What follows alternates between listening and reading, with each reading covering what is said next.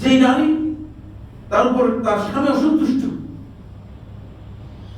স্বামীর সাথে এমন আচরণ করেছে যে স্বামী অসন্তুষ্ট অবস্থায় আছে, সে মনে করতেছে যে তার নফল সালাত ইবাদত সে নফল গুজার হয়ে যাচ্ছে, তাহাজ্জুদ গুজার হয়ে যাচ্ছে। খেয়াল রাখতে হবে,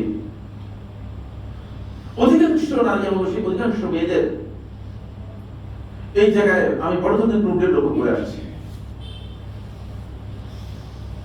বন্ধুগণ, দেখা যায় যে স্বামীর সাথে তারা খারাপ ব্যবহার করেন, স্বামীর অসন্তুষ্টির কারণ হয়ে যান, আবার তিনি এদিক থেকে নফল সিয়াম পালন করতেছেন, নফল সালাত আদায় করতেছেন, তার এই সালাত আল্লাহ তাআলার কাছে কোনো মূল্য নেই।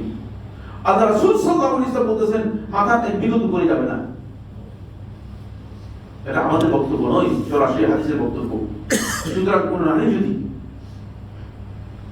তার স্বামী যদি অসন্তুষ্ট হয়, তাহলে যতক্ষণ পর্যন্ত স্বামীকে সে সন্তুষ্ট করবে না, ততক্ষণ পর্যন্ত তার সালাত আল্লাহ তাআলার কাছে কবুল হবে না।